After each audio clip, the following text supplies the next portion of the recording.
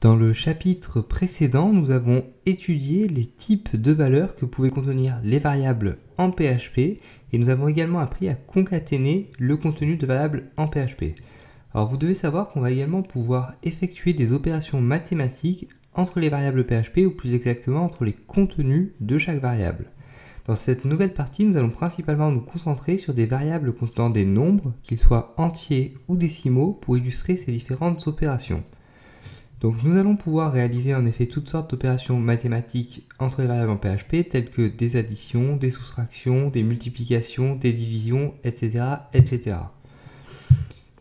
Donc avant de voir comment tout cela fonctionne en pratique, il convient certainement de définir le rôle de certaines opérations, notamment le modulo. Alors le modulo donc, que je vais utiliser dans ce cours correspond au reste entier d'une division euclidienne.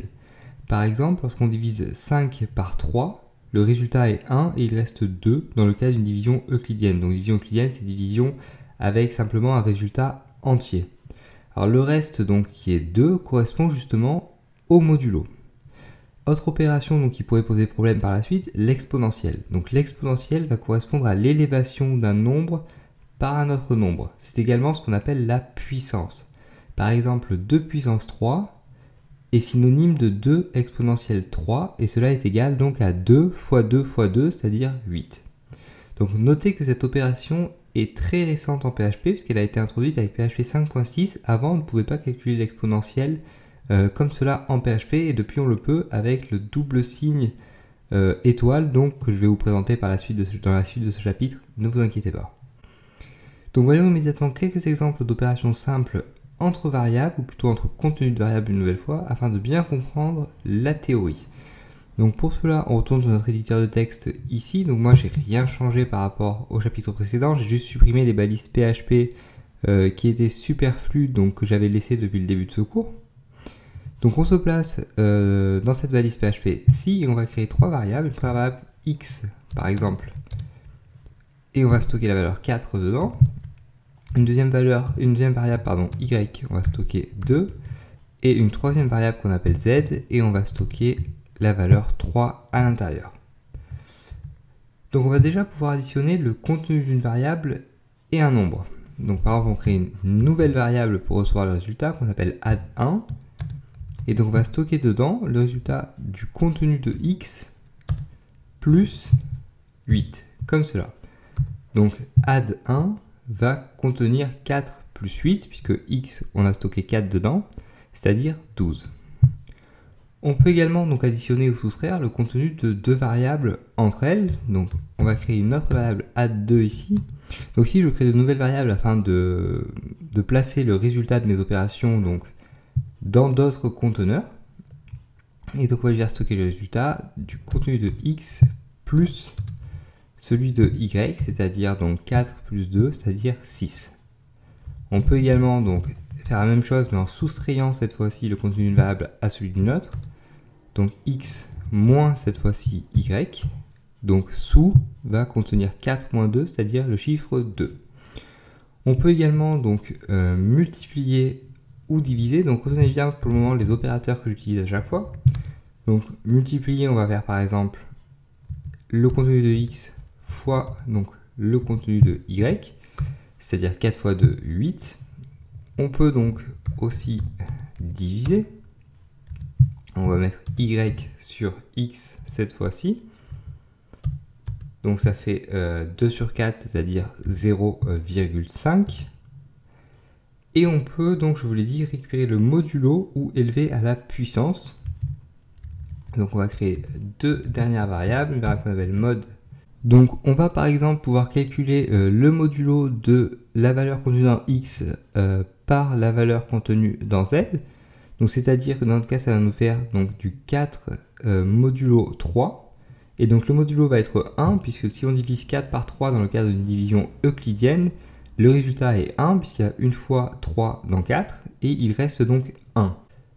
Et donc l'exponentielle pour finir, donc, qui va pouvoir être calculée en PHP à l'aide du signe exp, donc égal, à l'aide du signe donc double étoile comme je vous l'ai dit tout à l'heure.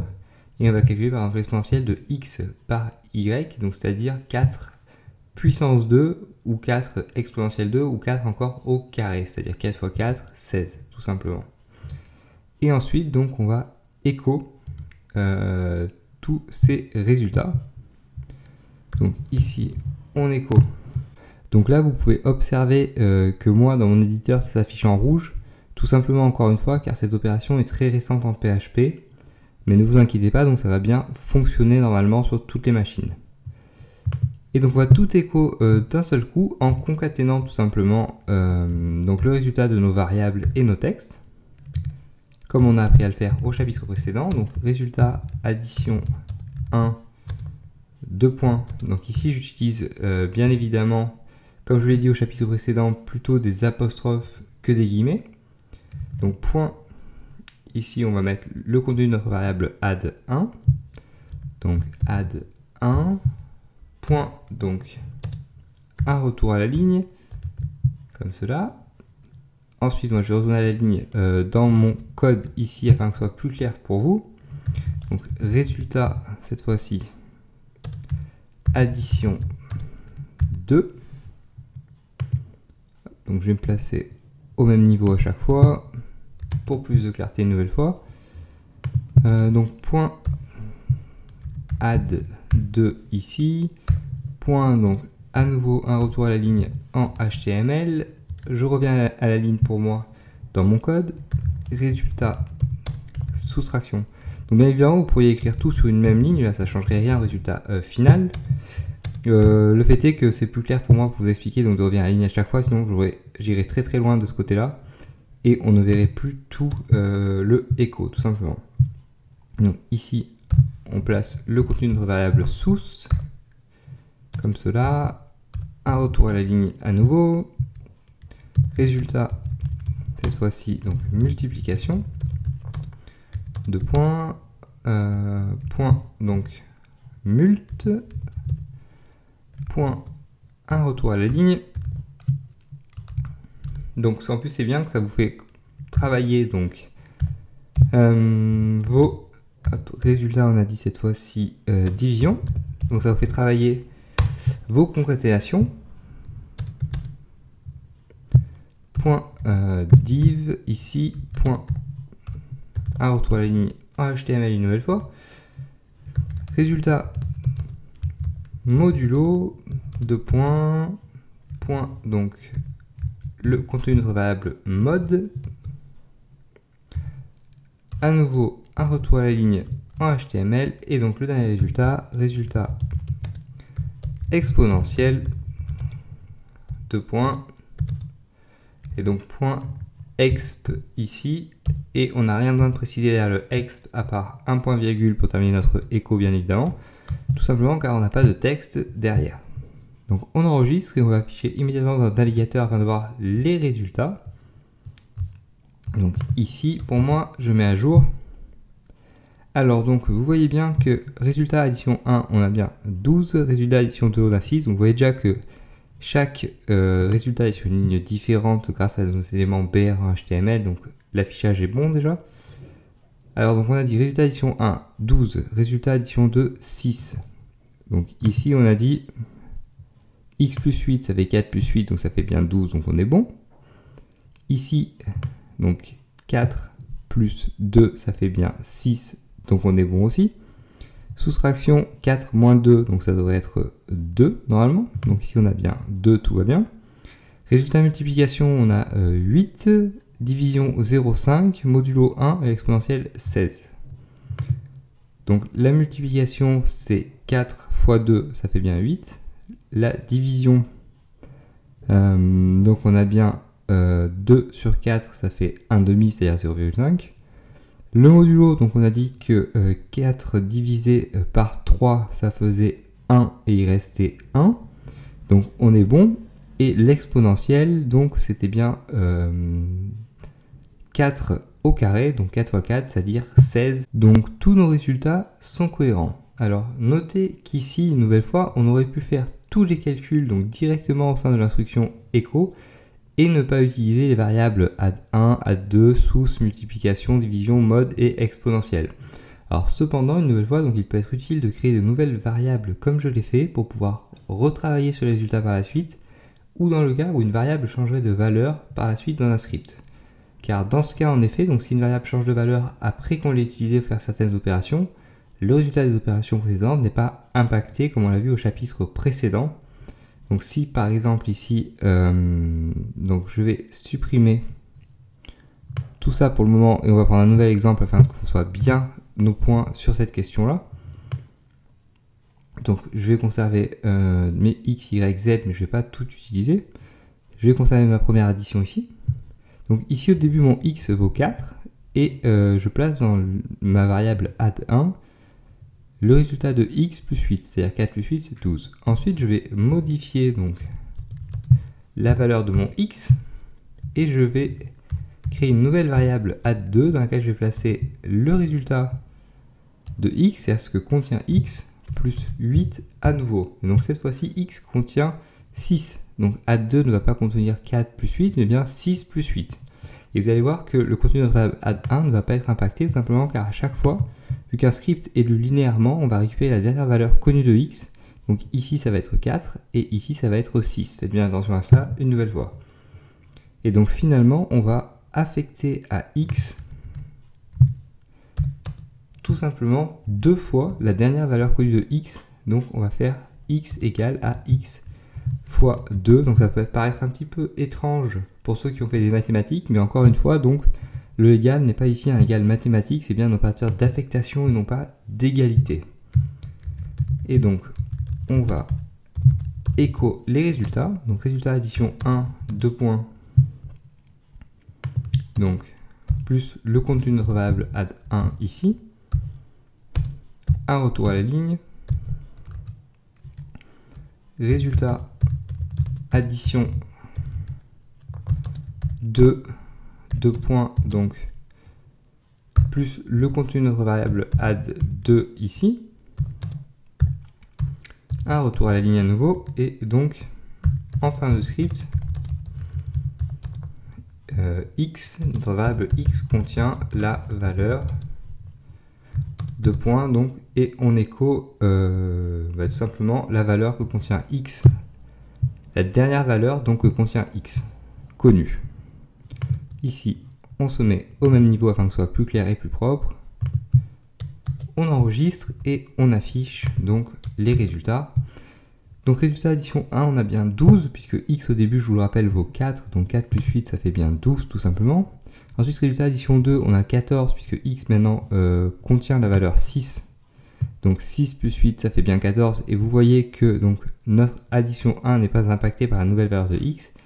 Et donc en fin de script, notre variable x contient la valeur 12. Pourquoi? Car encore une fois, donc ici, on a placé donc, la dernière valeur connue de x, c'est-à-dire 6, qu'on a multiplié par 2, donc 6 fois 2 égale 12, dans notre variable x. Et donc x contient maintenant 2 fois sa dernière valeur connue, c'est-à-dire la valeur 12. Et donc si j'avais à faire d'autres calculs ci-dessous, donc on prendrait la dernière valeur connue de x qui est bien 12. Donc de votre côté, ne vous embrouillez pas trop l'esprit, je vous demande simplement donc de retenir qu'on va pouvoir créer de nouvelles variables pour pouvoir retravailler sur les résultats. Donc par la suite, dans le cas où une variable changerait de valeur dans un script, c'est généralement donc l'utilisation qu'on va faire de cette nouvelle variable intermédiaire. Ça va être donc pour pouvoir travailler sur les résultats obtenus à un moment donné du script, dans le cas donc où la variable qui est présente dans différentes opérations changerait de valeur en cours de script. Donc ça évite d'impacter les résultats intermédiaires une nouvelle fois, bien évidemment. Donc j'espère que vous avez bien compris ce concept à chaque fois d'écrasage de valeur. Donc à chaque fois on réattribue une nouvelle valeur à x et donc la nouvelle valeur écrase la valeur précédente et on va utiliser donc cette dernière valeur connue pour effectuer les opérations suivantes puisqu'un script est lu linéairement une nouvelle fois. Alors en plus du signe égal, vous devez savoir qu'il existe d'autres opérateurs d'affectation qu'on va appeler opérateurs d'affectation complexes qui vont nous permettre d'effectuer des opérations arithmétiques et d'affecter le résultat dans une variable d'un coup. C'est-à-dire qu'on ne va plus avoir deux étapes, mais bien une seule étape. Donc les opérateurs les plus courants et les plus utiles, je vais vous les montrer immédiatement au sein d'un exemple, donc afin que vous voyez en pratique comment ils fonctionnent tout simplement. Donc je vais supprimer moi tout ceci, je vais tout supprimer en fait, je vais garder que mon x égale 4. Et donc on va déjà commencer à ajouter 6 à la dernière valeur connue de x, et on va réaffecter donc cette nouvelle valeur dans notre variable x. Donc pour cela, on pourrait écrire tout à fait, donc comme on l'a fait précédemment, x est égal à x plus 6, comme cela. Mais donc on a une façon raccourcie d'écrire cela qui est la suivante. Donc moi je vais commenter ce bout de ligne, et donc la façon raccourcie va être donc x plus égal à 6. Alors cela signifie tout simplement, donc on va affecter dans x la dernière valeur connue de x plus 6. Donc on va pouvoir faire exactement la même chose donc avec la soustraction. Donc si par exemple on veut soustraire 3 à la dernière valeur connue de x et réaffecter donc le résultat dans x, on va faire tout simplement donc x. Donc on aurait fait au chapitre précédent x est égal à x moins 3, donc pas au chapitre précédent, pardon, au début de ce chapitre. On aurait fait donc ceci. Et on va donc maintenant pouvoir faire cela. Donc notation raccourcie, x moins égale 3, tout simplement, qui veut dire exactement la même chose. Et on va pouvoir faire exactement la même chose avec les autres opérations. Donc par exemple, plutôt que faire x, je vais commenter immédiatement, donc x est égal à x fois 2 comme cela, on va faire donc tout simplement x fois égale 2 comme ceci. Ça va être exactement la même chose. Pour la division, donc ça va être pareil, plutôt qu'écrire x est égal à x divisé par 2, on va plutôt écrire donc maintenant x divisé égale 2 comme cela. Et pour le modulo, donc si on veut par exemple calculer le modulo de x sur 3, plutôt qu'écrire donc x comme cela égale donc x modulo 3 comme ceci, on va écrire donc x directement modulo égale 3 comme cela. Et donc cela va correspondre exactement aux mêmes opérations, simplement il y a une version longue entre guillemets et une version courte, version raccourcie.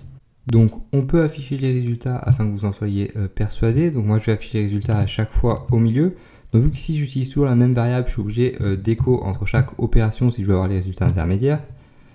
Donc écho, on va écrire par exemple quelque chose de très simple comme x vaut donc point le contenu de x, et je vais tout simplement rajouter un retour à la ligne ici. Et donc copier, coller ceci après chaque opération. Je vais même en mettre un au début afin qu'on soit bien clair sur tout. Hop, ici, ici et ici, tout simplement. On enregistre. Plutôt que x vaut, je vais plutôt mettre x contient. C'est beaucoup plus cohérent donc avec ce que je vous dis depuis le début de ce cours, et surtout je pense que ce sera beaucoup plus clair pour vous, car x ne vaut pas vraiment sur le nombre qu'elle contient. X contient un nombre, la variable x contient un nombre. On met à jour, donc au début x contient 4, ensuite 10, 7, 14, 7 et 1. Alors donc 4, on est d'accord. 4 plus 6, ça fait bien 10. 10 moins 3, ça fait 7. 7 fois 2, ça fait 14. 14 divisé par 2, ça fait 7. Et donc ici, c'est pas vraiment x contient, c'est plutôt donc le modulo de x donc divisé par 3. Et donc ici, la dernière valeur connue de x, on a dit que c'était 7. Donc 7 divisé par 3, ça fait 2 en résultat, et il reste bien 1. Donc le modulo, normalement, doit être 1, et c'est bien le cas. Donc tout fonctionne parfaitement bien. Et donc vous voyez que c'est exactement pareil d'écrire les opérations. Donc par exemple, x est égal à x plus 2 ou x plus égal à 2. Donc on va encore pouvoir incrémenter ou décrémenter une variable grâce au signe plus plus et moins moins. Alors, incrémenter une valeur signifie ajouter 1 à cette valeur, tandis que décrémenter signifie enlever 1. Les opérations d'incrémentation et de décrémentation vont être surtout utilisées avec les boucles en PHP, et donc nous verrons les boucles dans une prochaine partie et aurons donc le temps de reparler de ces opérations. Donc retenez cependant déjà qu'il y a deux façons d'incrémenter ou de décrémenter une variable. On peut soit incrémenter, décrémenter avant de retourner la valeur, soit retourner la valeur, puis incrémenter ou décrémenter. Alors cette différence d'ordre de traitement des opérations va influer sur le résultat de nombreux codes, et tenez-en bien compte à chaque fois que vous utilisez les opérations, que vous faites des opérations d'incrémentation ou de décrémentation. Donc en plaçant le double plus avant le nom d'une variable, par exemple, ça va incrémenter la valeur contenue dans la variable, puis retourner la valeur incrémentée. Tandis qu'en plaçant le double plus après la valeur de la variable, ça va retourner la valeur contenue dans la variable, puis incrémenter cette valeur par la suite. La même chose va se passer avec le signe double moins qui sert à décrémenter. C'est-à-dire que si on place le signe double moins avant le nom de notre variable, on va décrémenter la valeur contenue dans la variable, puis retourner la valeur décrémentée. Et si on place le double moins après la valeur de la variable, on va tout d'abord retourner la valeur contenue dans la variable, puis décrémenter cette valeur. Donc je vais vous présenter immédiatement quelques exemples, donc pour bien comprendre comment le PHP procède dans chaque cas, et afin que vous compreniez bien la différence et l'importance de cette différence d'ordre des opérations. Donc pour cela, je vais conserver ma variable x est égal à 4, tout simplement. Donc ici, je vais écho déjà valeur initiale de contenu donc dans x, deux points. Donc ici, ça devrait afficher 4 selon toute vraisemblance. X, un retour à la ligne en HTML comme cela. Et donc, je vais déjà effectuer une première opération d'incrémentation. Donc, je vais l'effectuer à l'intérieur de mon echo. Donc, je vais faire deux opérations en une si vous voulez. Donc, valeur de x après incrémentation. Donc, incrémenter signifie ajouter 1, je vous le rappelle. Donc, après la première incrémentation, deux points. Et donc, on va écrire ici plus x. Donc, on peut tout à fait réaliser des opérations à l'intérieur d'un echo. Ici, j'aurais pu afficher x plus 2 ou x fois 4. Il n'y a aucun problème là-dessus. On peut faire deux opérations en une. Donc, un retour à la ligne. Et on va écho également, donc, x contient deux points.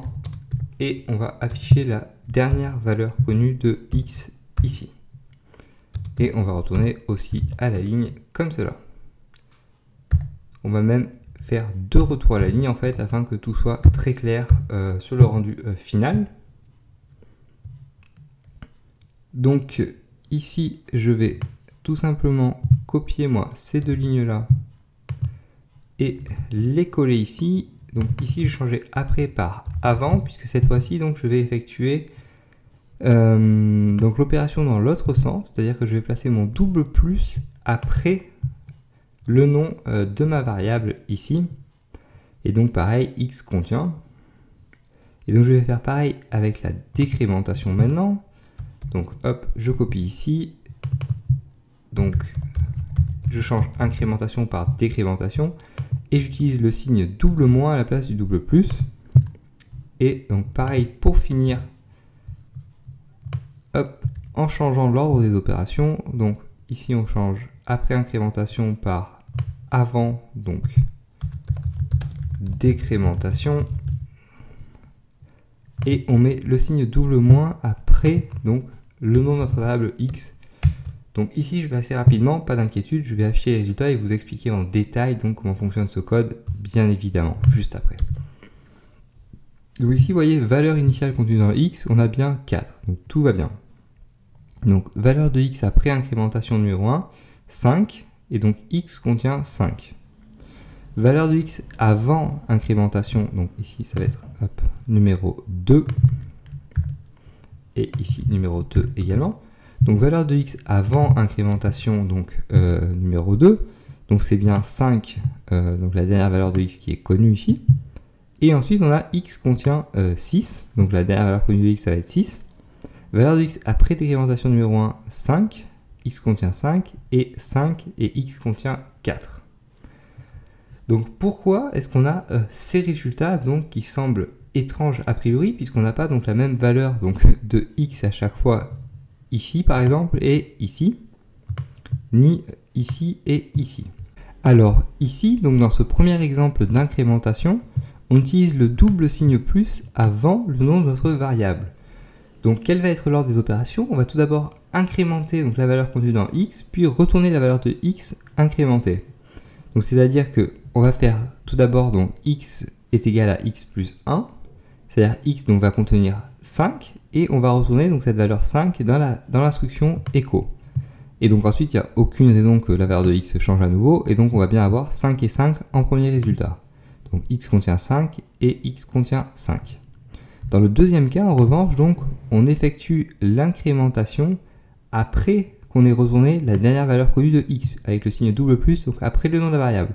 Donc en fait ici, on va retourner la valeur de x d'abord, donc on va avoir affiché valeur de x avant incrémentation 2.5, et on va incrémenter immédiatement après, donc x va contenir maintenant 6. Et c'est pour ça qu'ici on a x contient la valeur 6 dans ce deuxième exemple. Donc au début on a 5 ici, puisqu'on affiche la valeur de x avant de l'incrémenter, on l'incrémente immédiatement après, et donc x contient juste après 6. Et la même chose va se produire avec la décrémentation. Donc ici on commence par décrémenter avec l'utilisation du double signe moins avant le nom de notre variable. Donc on fait x est égal à x moins 1, donc x contient maintenant 6 moins 1, c'est-à-dire 5, et on affiche cette valeur 5. Ici, il n'y a aucune raison que x change, donc ça va être également 5 qui va être affiché. Donc ça qu'on a 5 et 5 ici. Et donc dans le dernier cas ici, par contre, on affiche la dernière valeur connue de x avant d'effectuer l'opération de décrémentation. Donc la dernière valeur connue de x, c'est le 5 d'ici. Et ensuite, juste après, donc on décrémente. Donc x va contenir maintenant 4. Et c'est pour cela qu'on a le résultat donc 5 ici et 4 juste après, donc par la suite. Donc voilà tout pour ce chapitre donc, qui résume un petit peu l'ensemble des opérations mathématiques simples que vous allez pouvoir faire entre les contenus de plusieurs variables. Alors j'imagine bien que pour certains d'entre vous, les mathématiques ce n'est pas leur passion. Cependant, donc, il est très utile et il est bien quand même de voir comment fonctionnent ces variables dans le cadre d'opérations mathématiques. Et je vous encourage véritablement à faire l'effort de vous investir au cours de ces premiers chapitres donc, qui posent notamment les bases du PHP, afin une nouvelle fois d'avoir des fondations relativement solides et de pouvoir ensuite aborder donc, les chapitres qui vont être un petit peu plus complexes par la suite en toute sérénité. Donc dans tous les cas, voilà tout pour ce chapitre, et dans le prochain chapitre, donc, nous étudierons cette fois-ci les conditions et les opérateurs de comparaison. Donc nous ferons une introduction aux conditions et nous verrons les opérateurs de comparaison.